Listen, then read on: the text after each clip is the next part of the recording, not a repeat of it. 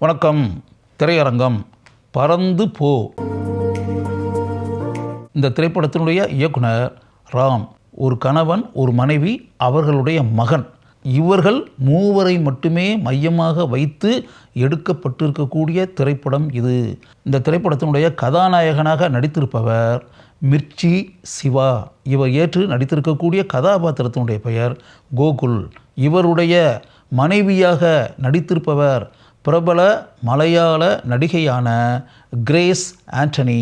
அவர் ஏற்று நடித்திருக்கக்கூடிய கதாபாத்திரத்தினுடைய பெயர் glory. Gokul, glory இவர்கள் இருவருடைய மகன் அன்பு. பள்ளிக்கூடத்தில் படித்து கொண்டிருக்கக்கூடிய சிறுவன் அவன். அந்த கதாபாத்திரத்தில் நடித்திருப்பது மித்துல் ரியான். கோகுல் கதாபாத்திரத்தில் வரக்கூடிய சிவா தன்னுடைய வேலை நிமித்தமாக வெளியே சென்று தன்னுடைய பணிகளை செய்ய வேண்டும். அவருடைய மனைவியாக வரக்கூடிய குளோரி கோவையில் நடைபெற்று கொண்டிருக்கக்கூடிய ஆடைகள் கண்காட்சிக்கு சென்றிருக்கிறாள். அது முடிந்த பிறகுதான் அவள் சென்னைக்கு திரும்பி வர முடியும். அப்படி இருக்கக்கூடிய நிலையில் பள்ளிக்கூடத்தை விட்டு வீட்டிற்கு வரக்கூடிய சிறுவனான அன்பு வீட்டிற்குள்ளேயே தனிமையாக இருக்க வேண்டும். அவனை வீட்டிற்குள் இருக்க வைத்துவிட்டு வெளியே கதவை பூட்டிவிட்டு தன்னுடைய வேலைகளை பார்ப்பதற்காக அவனுடைய தந்தையாக இருக்கக்கூடிய கோகுல் சென்று விடுவார். இப்படிப்பட்ட நிலையில் ஒரு நாள் தந்தையான கோகுல் கதாபாத்திரத்தில் வரக்கூடிய சிவா தன்னுடைய அன்பு மகனான அன்புவை தன்னுடைய இருசக்கர வாகனத்தில் அமர வைத்து வெளியே பல இடங்களுக்கும் அழைத்து கொண்டு செல்கிறான். தன்னுடைய அன்பு மகனை தன்னுடைய தந்தை தாய் இருவரும் இருக்கக்கூடிய வீட்டிற்கு அழைத்து செல்கிறான்.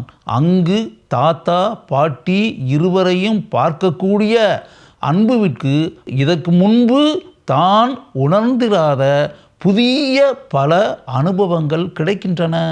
அங்கிருந்து கிளம்பி வந்த அவர்கள் மழை பெய்து கொண்டிருக்கக்கூடிய நிலையில் ஒரு இடத்தில் ஒதுங்க வேண்டிய சூழ்நிலை உண்டாகிறது. அங்கு வயதான எம்பரர் என்ற பெயரை கொண்ட ஒரு பெரியவரை சந்திக்க வேண்டிய நிலை உண்டாகிறது. அந்த பெரியவர் தன்னுடைய சொந்த பேரனாகவே நினைத்து அன்புவின் மீது அளவற்ற அன்பையும் பாசத்தையும் செலுத்துகிறார். அதற்கு பிறகு தன்னுடைய அன்பு மகனை இருசக்கர வாகனத்தில் அமர வைத்து கோகுல் ஒரு இடத்திற்கு கொண்டு வருகிறான். அங்கு ஒரு குளம் இருக்கிறது. அந்த குளத்தில் குளிக்க வேண்டும் என்று ஆசைப்படுகிறான் அந்த சிறுவன்.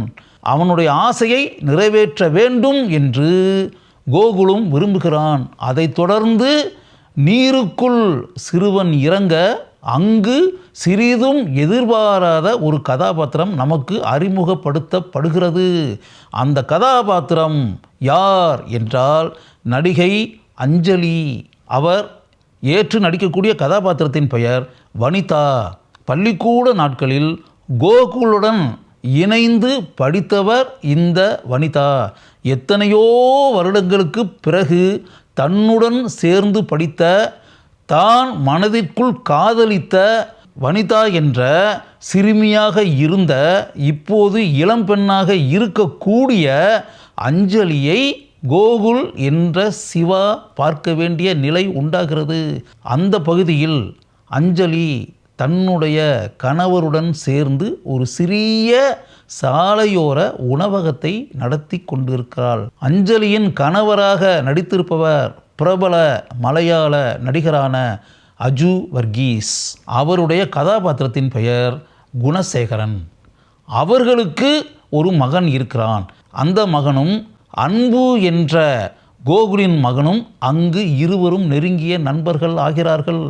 இருவரும் சேர்ந்து விளையாடுகிறார்கள். அவர்களிடம் இருந்து பிரியா விடைபெற்று கொண்டு புறப்படக்கூடிய அந்த தந்தையும் மகனும் வேறு ஒரு குடும்பத்தை சந்திப்பதற்காக வருகிறார்கள். அந்த குடும்பத்தில் ஒரு கணவன், ஒரு மனைவி, அவர்களுக்கு ஒரு மகள். அந்த மகள் அன்பு படிக்கக்கூடிய பள்ளிக்கூடத்தில் அவனுடன் சேர்ந்து படிக்கக்கூடிய சிறுமி. அந்த சிறுமியின் பெயர் ஜென்னா. அந்த ஜென்னாவின் தந்தையாக நடித்திருப்பவர் விஜய் யேசுதாஸ். அங்கு விஜய் யேசுதாஸுடன் சேர்ந்து கோகுல் கதாபாத்திரத்தில் வரக்கூடிய சிவா தன்னையே மறந்து நடனம் ஆடுகிறார். இதற்கிடையே கோவையில் துணிக்கடையில் நிர்வாகத்தை செய்து கொண்டிருக்கக்கூடிய கோகுலின் மனைவியான குளோரி அவ்வப்போது தொலைபேசியில் தன்னுடைய கணவனுடன் பேசுவதும் தன்னுடைய மகனை பற்றி விசாரிப்பதும் படம் முழுக்க காட்டப்படுகிறது. தந்தையும் மகனும் இருசக்கர வாகனத்தில் அமர்ந்து செல்லக்கூடிய பயணம் தொடர்கிறது. கால்பந்து விளையாடி கொண்டிருக்கக்கூடிய சிறுவர்களுடன் சேர்ந்து கோகுலின் மகனும் கால்பந்து விளையாடுகிறான். அப்போது ஒரு சிறுவன் மரத்தில் ஏறுவதற்கு கோகுலுக்கு உதவுகிறான். கோவையில் எந்த காரியத்திற்காக சென்றாலோ அந்த காரியம் அனைத்தும் முடிவடைந்து அங்கிருந்து கிளம்பி சென்னைக்கு வந்து கொண்டிருக்கிறாள் அன்புவின் தாயான குளோரி. அவள் பேருந்திலிருந்து இறங்கி இவர்கள் இருக்கக்கூடிய இடத்திற்கே வருகிறாள். அவளுடைய கண்களுக்கு முன்னாலேயே அந்த சிறுவனான அன்பு ஒரு மலையின் மீது ஏறி நின்று கொண்டிருக்கிறான். அவனை தேடி தந்தையும் தாயும் அங்கு புறப்பட்டு செல்ல அந்த இடத்தில் அவன் இல்லை. அதற்கு மாறாக வேறொரு வழியில் இறங்கி அவன் கீழே வந்து விட்டான். இவர்கள் இருவரும் அங்கு இருக்கிறார்கள். இப்போது சிறுவன் அவர்களை தான் இருக்கும் இடத்திற்கு வருமாறு கூறுகிறான். அவர்கள் இருவரும் வந்து கொண்டிருக்கிறார்கள். இந்த இடத்தில் படம் முடிவடைகிறது சில அருமையான எழுத்துக்களுடன். ராம் இந்த திரைப்படத்தின் மூலம் கூற நினைப்பது என்னவென்றால், நம்முடைய பிள்ளைகளுக்கு இத்தகைய அனுபவங்கள் உண்டாகுமாறு நாம் செய்ய வேண்டும். வெளி உலகத்தில் எப்படிப்பட்ட மனிதர்கள் இருக்கிறார்கள், எப்படிப்பட்ட நல்ல உள்ளங்கள் இருக்கின்றன, மலர்கள் எப்படி பூத்து குலுங்கி கொண்டிருக்கின்றன, குளத்தில் நீச்சல் அடிப்பது என்பது எப்படிப்பட்ட அருமையான அனுபவம் என்பதையெல்லாம் இன்று இருக்கக்கூடிய இளம் தலைமுறையினர் கட்டாயம் தெரிந்து கொள்ள வேண்டும்.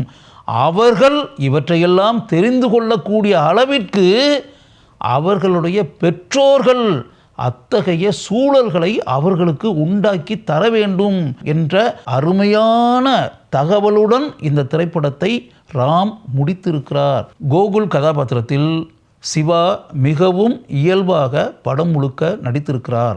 அவரின் மனைவி குளோரியாக நடித்திருக்கக்கூடிய கிரேசி ஆண்டனி கேஷுவலாக நடித்து நம்முடைய பாராட்டுக்களை பெறுகிறார். கிரேஸ் ஆண்டனியை தவிர இந்த கதாபாத்திரத்திற்கு வேறு யாரும் பொருந்தி இருப்பார்களா என்பது கூட சந்தேகம்தான். அவர்களின் அன்பு மகனான அன்பு கதாபாத்திரத்தில் வரக்கூடிய மித்துல் ரியான் படம் முழுக்க தன்னுடைய சுட்டித்தனங்களால் ஆட்சி செய்கிறான் என்பதே உண்மை. சில காட்சிகளே வந்தாலும் வனிதா என்ற கதாபாத்திரத்தில் வரக்கூடிய அஞ்சலி தன்னுடைய இயல்பான தனித்துவ நடிப்பை வெளிப்படுத்தி நம்முடைய உள்ளங்களில் ஆழமான இடத்தை பிடிக்கிறார்.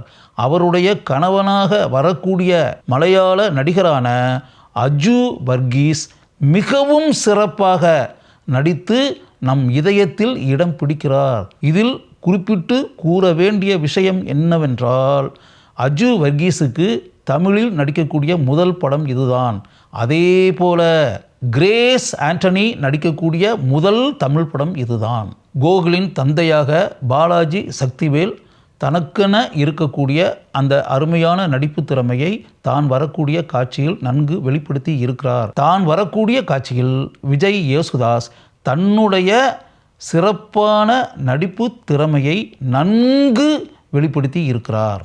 அவருடைய மனைவியாக வரக்கூடிய டியா, அவரின் மகளாக வரக்கூடிய ஜெஸ் குக்கு இருவரும் அருமையாக நடித்திருக்கிறார்கள். பறந்து போ என்ற இந்த திரைப்படம் 10 1 அல்ல, மாறுபட்ட கதை கருவை கொண்ட திரைப்படம். வித்தியாசமான பாணியில் எடுக்கப்பட்டிருக்கக்கூடிய திரைப்படம். குடும்பத்துடன் சென்று அமர்ந்து பார்த்து ரசிக்கக்கூடிய அளவிற்கு இருக்கக்கூடிய காட்சிகளை கொண்ட திரைப்படம். அதனால் இந்த திரைப்படத்தை அனைவரும் பார்ப்பது என்பது ஒரு சுகமான அனுபவமாக இருக்கும்.